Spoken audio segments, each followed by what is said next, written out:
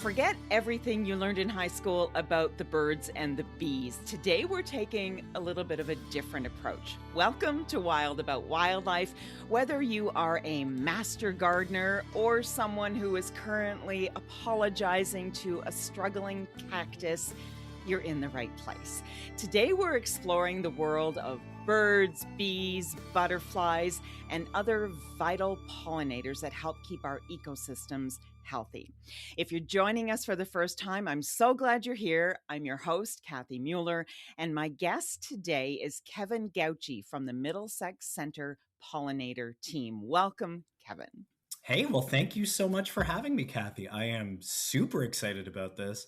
And I'm super excited to spread the word, especially this time of year where we're just turning the corner into gardening season. Yeah, we'll be spreading the seeds of knowledge. Huh? Like that? I think that's pretty accurate for what we're about to do here. I like it. I like it a lot. So full disclosure, like I would say my thumb is kind of half green. It's really hit and miss as to what is going to thrive in my yard. So Kevin, what is the number one mistake that people, myself included, make when it comes to planting for pollinators? If I had to take a guess, I would say that we're just not stopping, slowing down, and doing our homework before we start digging. Yes, I would largely agree with that sentiment. So we want to make sure that we're actually supporting the pollinators that are native to our local ecosystems. Okay. That sounds fine and dandy, but oftentimes what'll happen is when people go to look for a plant in the spring, they will go to a nursery, whether that's a pop-up nursery at a garden center or in a parking lot or one of the bigger box ones, or Home Depot or Rona. They've all got plants. They've got tons of them everywhere. They look flashy. They'll say things like, oh, great for pollinators. And especially in big nurseries, they'll have potentially displays that will say, oh, pollinator plants. Now, these plants may support and probably do support a number of pollinators, but it doesn't mean that they're actually going to support the pollinators that we need to support. One of the ways that I look at this is considering the difference between generalist pollinators and specialist ones. And one of the ways that we can look at this is through the lens of bees. So there are bees like honeybees, like the honeybees that we're familiar with are a non-native European species. They're here primarily due to agricultural reasons, but have also spread into more feral and wild populations. They can live off of just about any pollen and nectar that we give them. So they're considered a generalist. Honeybees or native honeybees are also generalists. But then we have tons of native bees that are considered pollen specialists. Now, what that means is that they require specific pollen from specific species or specific genuses of plants to be able to actually raise their young. So, kind of like the story of the monarch and the milkweed, if for those that are not familiar, monarchs require milkweed when they're a caterpillar in order to actually survive. They need to eat that. They are not adapted to eat any other plants. So, like that, there are many relationships that exist that are very, very similar. So, bees and many other caterpillar and moth species. And when people think about pollinators, they're often thinking about bees, they're thinking about butterflies. Moths are a huge part of this too, like a gigantic part, actually more so than butterflies in terms of their value in a food web. Kind of a long way of saying we need to get the right plants. If you want to raise an American lady or painted lady butterfly, you need to get its host plant. So it's not just going to be able to reproduce from something that was formerly considered lovely, like a butterfly bush, which is now is now recognized as an invasive species. So you need to figure out what kind of plants actually support the pollinators that you want. So to answer my own question there, or to answer that train of thought, if you want to support painted lady or American lady butterflies, you need Pearly Everlasting or Field Pussy Toes, or maybe something like Sweet Everlasting, which is nearly impossible to find with the exception of native plant nurseries. Luckily, one of the fastest growing segments in all of horticulture right now is native plants.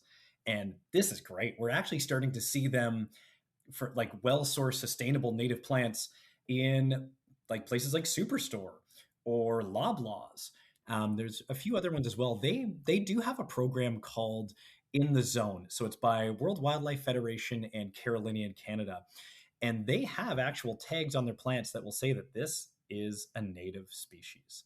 Those plants are wonderful. Those are exactly what you want to buy. As long as you can see what it says for conditions on that tag and it matches your site, you're laughing.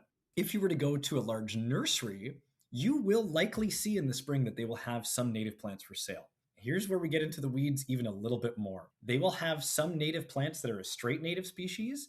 They may also have native plants that are what are considered a cultivated version, and they might be recognized on the tag as a nativar or a cultivar.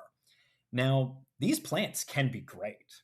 They can be great for biodiversity purposes. They might host the pollinators that we want to support, but oftentimes what they've done with these plants is they have taken them and cultivated them for specific purpose, like getting bigger flowers on them or getting a different color of leaf.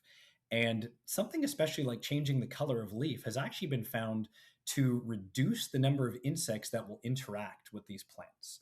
So if you want to really, really get the right plant to support our native ecosystems and our pollinators here, you want to get a straight species of native plant. Easiest way to do that is to look at the tag and see if there is a funny little name on the tag in quotes. It might say nativar or cultivar, in which case I would simply avoid. It's better than getting an invasive species and putting it in your yard, but if it says nativar or cultivar, I would simply avoid that plant. You can usually see that because it will have, funny little name in quotations like, wild columbine, little lights, which sounds like our native wild columbine, but little lights, that little quotation means that it is a specific, chosen, selected for variety that may not have the same benefits to our food webs that the other ones would. Okay, so you're at a nursery, and give us an example of what it would say on a tag to let us know that it is, in fact, a straight up native species. It should just have the name, the plant name, like something like a popular species that you might see would be like New England aster. And then it also might be in Latin or something after it. Yes, it would say, ooh, what's the Latin name for New England aster? It's Symphyotrichum novo angeli or novo, something like Wow, good that. for you. And I'm trying, thank you. So it should have just the plant name and just the Latin name after it. It should not have any kind of funny, fancy name and quotations in between the two. Will it say anywhere native? I would really hope that it would say native species on it. Like if you were to go and get the WWF in the zone program ones that I was speaking from before, I believe it does say native species right on there, and it'll make it nice and clear. They actually have 2 tags in their pots usually. Yeah, you kind of have to do your digging on these. And what I will say as well is you can avoid this problem almost entirely if you were to be lucky enough to know where to find a native plant nursery, because they are going to go out of their way beyond belief to grow these species that are just straight species and get them to you and just continue the diversity that we need in terms of of even just something like a seed bank. These plants just need to be out there. A lot of them are already at risk. Yeah, and then I'm assuming too at the native nurseries, they are going to be somewhat knowledgeable. Yes, and generally extremely passionate too. To give you an example, one of my friends, Nick, that runs a nursery in Sarnia called Golden Alexanders, he and his team are just doing phenomenal work. They are not like the scale of a huge nursery yet, but they are scaling up. And he will be able to tell you about every single one of those plants just by looking at it. It's unbelievable the amount of value that you'll find in these native species nurseries as well. Like the pricing will generally be really super competitive, and just the fact that you know what you're getting instead of having to guess is a big deal. I actually find right now around London you can find a number of native species nurseries that are all about an hour away from here. Okay. I will give our team a little bit of a plug as well. We are a nonprofit, so if you were to come and buy native plants from us at the Kamoka Weekend Market this summer, we do not use that money to make any money from. We put it back into education, growing more plants, And I would say that we are the closest thing that we have to a native plant nursery in London. But that being said, we're a pop-up at the Weekend Market in Kamoka. So, say we're going to your friend's garden, nursery in Sarnia. You're walking in, and what kind of information are they going to be wanting us to provide them so they can provide us the best information, the best native plants for our yard or balcony? Best thing to come prepared with are your site conditions. Like, really try to understand, first of all, I'd say how much sunlight you have. Do you have super shady conditions where you're barely getting any sun all day? If you have kind of like under 3 hours of sunlight a day, roughly, you can consider that to be a full shade site. If you have another part of your yard that gets, say, 3 to 6 hours of sunlight a day, roughly, you'd consider that a part shade or part sun environment. If you have 6 or more, even the entire day, just of straight sun, that would be considered a full sun site. One of the metrics that I like to use, because a lot of people do have turf grass. There's a lot of turf grass out there, like your typical grass that you'd see that needs to be mown. If you have grass that grows and kind of thrives easily, that generally means that you have a full sun condition there. If you find that the grass is starting to get what's called like etiolated, kind of like not really thriving, kind of sparse, more than likely you have a part shade condition or a part sun condition. If you're growing zero grass in a location where there may have been grass formerly or that is bordering other grass, if you've got zero grass there, it's probably a full shade condition. Knowing your soil is helpful. First, I would say know whether typically over the course of months on end, is it a wet, moist, or really dry soil? And that will help you determine what kind of plants you need. And fortunately, there are native species of plants that have evolved here for unbelievable amount of time that are adapted to basically any condition that we could throw at them, as long as we get the right plant for the right place. One of the questions that people will ask me, or one of the questions that I've even been asked when I was first shopping for these things is, oh, do you have kind of heavy or light soils? Or do you have something that has a lot of organic matter? Or are you on top of like really, really heavy soils like clay? So that can change what will grow in your area. If you have very, very sandy soil, kind of nice. You can grow a lot of things in that. If you have very clay soil or very heavy clay soil, you can also grow a lot of things in that too. Not a bad idea to dig a foot or two down just to kind of check and see. And that can help additionally. So if you have your sunlight conditions and your soil conditions figured out, you're probably going to see really, really good success. Luckily as well, a lot of these native species are they can tolerate fairly different soils. Some of them can tolerate anything from damp conditions to brutally dry conditions with wildly different soil. This sounds like it could also get very complicated very quickly, right? There's a lot of information to consider. As a average gardener, how should you really approach it? Is it a matter of, I really want to attract a certain species of butterfly, so this is the kind of plant that I should be getting? Or more so, I just want to try and do better for my environment. As long as the native plant works in my yard, will thrive in the conditions that are available, it will attract whatever it's going to attract, which is kind of the better way to approach it from that average green thumb kind of gardener. Yes, oh, I like that. That's a good way of thinking about this. So I would say, for me, I'm kind of a maximalist, and I think that we need to have these plants everywhere in tremendous numbers all over the place. And if you look at Southern Ontario, we're a very, very, very fragmented piece of land. There's so much concrete, asphalt, agriculture. Yes, we need agriculture. We need all of these things, but we have a lot. Generally, we have a lot of turf grass, as I kind of alluded to before.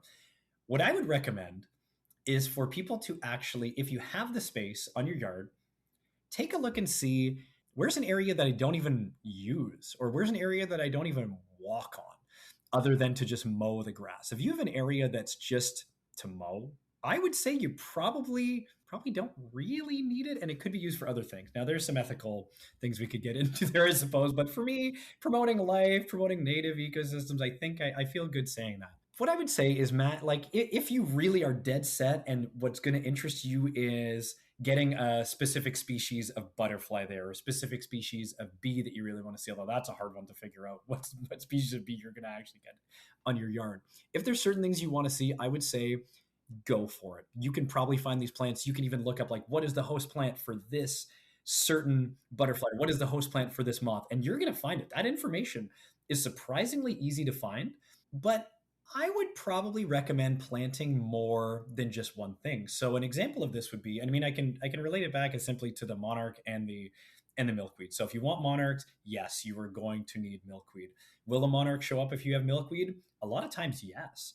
Like, I think of my yard as an anecdotal example. Years ago, before I had milkweed, I wouldn't see any monarchs here. Maybe I wasn't looking for them either, though. Now I see generally once kind of beginning of July hits and we have really nice warm temperatures. Oftentimes I look outside and the first thing I see is a monarch flying by my window. Now I don't have like dozens of them all the time, but usually there's one or two just hanging out in their yard all the time. I want to see them, but I also want to make sure that they have the food that they need, not only for their young, but for themselves. You want to have nectar available to them when they arrive, and that might be nectar from the milkweed plants themselves, but oftentimes they are nectaring on other species of plants. So for me, I have things that bloom all like from early spring right into late fall, and the late fall flowering plants, especially the asters and goldenrods, are super important for those migrating monarch butterflies too. So you could have milkweed, but they might go elsewhere in the fall on somebody else's yard, and you might not see them again. That's to say, I would plant more than just one thing. And a good rule of thumb is if you really want one plant in particular, to plant about 3 of them, kind of in relatively close proximity. It actually makes it easier for those pollinators to either do the work of pollination or to get the resources that they need to be able to reproduce and thrive too. Now, I know that we had kind of talked a little bit about the whole balcony gardening thing too. Now there are some caveats to this. You could grow nearly any perennial species in a pot, but the size of pots really depend. Like if you've got a little like 1-gallon pot, you're going to be a little more limited than if you have something that is absolutely gigantic. And what I would recommend is for people that want to do container gardening on their balcony. So yes, first of all, take a look at your sunlight conditions. Get a really big pot or really big pots, as many as you can fit as you're happy with. You can just put regular like potting soil into your pot. You could also try and get some, like it's not really that hard to find people that want to get rid of soil. You could probably just find some soil on Facebook if you really want, although that comes with a host of variables as well. So I mean, using just potting soil is also totally fine. Your best bet, I would often say, is to find species that are very drought tolerant. Because most people, I mean, a lot of people like to care for their plants on a regular basis. For pots, they're going to dry out a lot more quickly than if you had a pot in the soil. So I would look for very drought tolerant species. In the native species world right now, I would say that there are a few that I would highly recommend for potted plants. If people would like to do a potted container, I would say look for things like prairie smoke, pussy toes. What's the other one I'm thinking of? Spotted bee balm is lovely. You could do wild columbine in there. Some of the shorter asters and goldenrods are also a very good option too. And you could also throw in some native grasses into the mix as well, or native ground covers. You could put something, I mean, it'd be kind of tough to find other than that a native species nursery, but you could do something like purple love grass put in there. You could even do something like prairie drop seed, a number of things that are super drought tolerant that if you actually forgot about them for a week, they're probably not just gonna perish. I do know a number of people, a few of my friends on the team too, one in particular, or actually 2 in particular, they grow some species that really like moist conditions in pots. They just have to water them more often. You'll kind of get to know your conditions, but what I would recommend mostly is, get the biggest pot that you can, get species that meet your sunlight conditions, try to get drought tolerant ones. And in the winter, you can keep these things surviving in a state of dormancy. So what I would recommend is actually grouping your pots together. You can even wrap them in like a burlap or something and cover them with a layer of like 2 to 3 inches or more of leaf litter or mulch. Because what you want to avoid is for them, you want to avoid them freezing and thawing repeatedly. They can handle some of that, but if that happens over and over and over and over again for months and months and months, you might lose some of them. Butterflies are really good flyers, like Yeah. really, really good. They travel humongous distances. It's not that hard for them to fly 50 feet up onto a balcony to find exactly what they're looking for. Bees also pretty solid with their flight as well. Also helps if you're relatively close to other plants. Like if you were in an area that is 100% concrete around you, and then there's just more concrete, and then there's just more concrete, and 4 kilometers away there's the first park, you might get a little less. But usually there are some urban trees around. There's a little bit more green connectivity. But by doing this, we can make a lot more. Because if you have them coming to your balcony and say you've got another neighbor that's interested in doing it on their balcony below, you're probably going to get some things that like to stay around, or some insects and friends that like to stick around a little more. You talked about and named a few plants that people could possibly look at for their balcony setting. What would 3 perennial flowering native plants be that you would suggest to get somebody started in their yard? Kind of the way that I look at this is, what are the benefits that we're looking for? Like, it's actually pretty easy to find a beautiful plant that has beautiful flowers. But if we can have a beautiful plant that has beautiful flowers that makes us happy about what we're looking at aesthetically, and it provides like some really, really strong ecosystem services, then we're really winning here. So the 3 that we really want, the number 1 would be in the Solidago genus, which would be goldenrod. So goldenrod, they actually host, I believe it's a little over, it's almost 150. I believe it's about 146 caterpillar and bee pollen specialist species. Wow. So that's just one plant hosting hundreds of native species. The second one after that would be our Symphyotrichum, or our asters. And there, let me look at my number here. We've got 133 caterpillar and bee pollen specialists, followed by Helianthus, which is the sunflower family, which is about 115 or so. That's where I would start. So goldenrods, asters, and sunflowers. Just a reminder for those who are listening, I'm speaking with Kevin Gauchi from the Middlesex Center Pollinator team.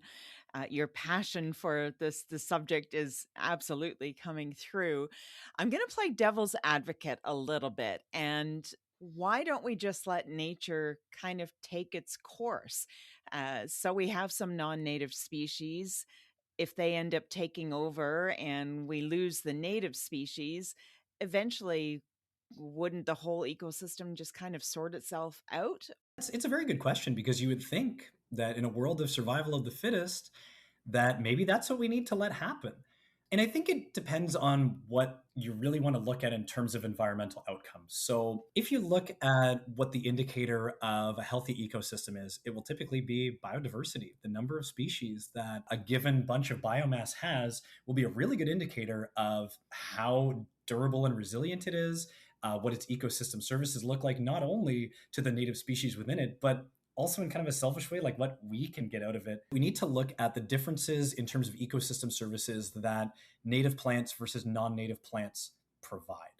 So I like to look at a species that is ubiquitous in Southern Ontario, Norway maples. So Norway maples are all over the place. Mm-hmm. They're out my window right now. Yep. They're a big deal. A lot of them are 50, 60, 70 years old. They were planted because they were tolerant of urban conditions. They grow very quickly. They look like a tree. They've got leaves. You might see some bugs and birds interested in them. But if you were to compare the biodiversity that a Norway maple can host compared to a sugar maple or a red maple or a silver maple, those maple species, the native maple species, typically host, I believe it was above 200 species of native moth and butterflies, whereas Norway maples host under 5% of that. Okay. So if we were to just let Norway maples run rampant, which we actually have, they're more competitive than our maples for a number of reasons. They leaf out earlier, so they start shading the understory more quickly. If there are sugar maples or silver maples growing under that canopy, they're a little less competitive than they would be if they were underneath a sugar maple or a silver maple or a red maple. But if there's other Norway maples growing underneath them, those leaves are already starting to come out. They're photosynthesizing. They're already getting the jump on that growing season. They outcompete our native species, or our native maples, and other understory species pretty aggressively.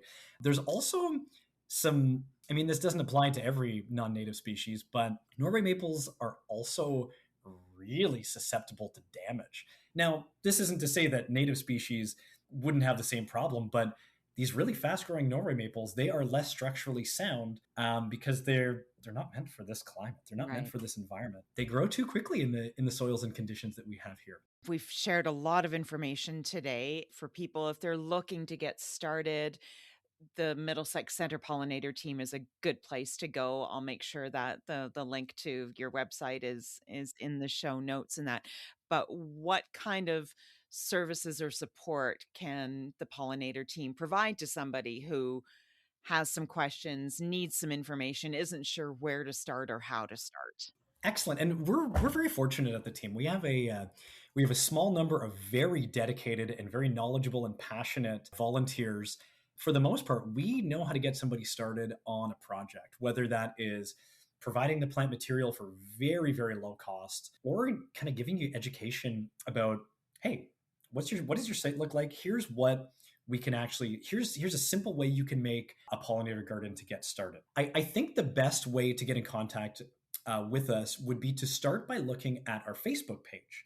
So if you were to look at our Facebook page, just look up Middlesex Center Pollinator Team. We've got a pretty large following, and we like to answer questions on there. We are very, very happy to answer questions. We welcome people that want to just identify a certain species, that want to get an idea of where to get a certain species, that want to start growing a pollinator garden or manage an invasive species. What do we kind of do? So we pride ourselves in helping anybody in any way that we can. And a lot of us will really, really put our arms and legs and whole body into helping somebody out, even if it's just a small project. We really want to help. We want to connect these ecosystems. We want to support them from the ground up. And that means boots on the ground in the way of actually getting these plants in the ground too. Okay, so head to your Facebook page. Before I let you go, do you have a favorite pollinator? Yes, I do. I spent a long time away from the natural world as a kid. I was very, very interested in riding BMX bikes, and I think that kind of clouded maybe what some of my deeper interests were for a long time. I do remember as a kid a very formative experience where a monarch butterfly had landed on me, and something about and I believe that I took them home to try and make some funny little habitat for them. That didn't work out. They ended up getting stomped on by my brother or something. I don't even totally remember the story, but I was mortified as a child. And then I don't really remember a lot of involvement in nature. And maybe I want to say I was like 6 or 7 at the time. And really it took until much later in life, like into my early and mid 20s, before I really started to think about what was going on here. I found that once in a while I would see what I now know as a red admiral butterfly. And they're a relatively ubiquitous butterfly. I believe they have the strongest population of any butterfly in North America, although their population is also dwindling, and we need to support them too. They're really, unless it's just my experience with them, I find them to be an incredibly charismatic and friendly butterfly. I've oftentimes just been around them. I'll see them on a plant. I'll just kind of put my finger out a little bit, and they will just come and land on me. And this has happened Wow. many times to me. So here's the tricky thing, is that their host plant is are plants in the nettle family. So a lot of people may be averse to having stinging nettle on their yard, but yes, always very excited to see a red admiral butterfly every time. Gonna have to go and Google that just to get a sense of what they look like. Yes, and I am positive that you've seen them before. They're out Okay. Okay. Well, thank you, Kevin. You have shared a lot of information with us today, a lot of your expertise that, like you said, you have gained along the way. So it was a fascinating conversation. We did throw a lot of information at people. So if those who are listening, if you're ready to get your hands dirty, check out our show notes. I will have links to the pollinator team and other resources there that to help get you started. And if you have a friend with a green thumb or someone who's trying their best to go green, be sure to share this episode with them. And then don't forget to subscribe to Wild About Wildlife so you don't miss an update. If you have a question about planting with pollinators in mind that we did not get to today, email me at wildaboutwildlife@salthaven.org, and I'll do some digging and come back to you with an answer in a future episode. So until next month, happy planting.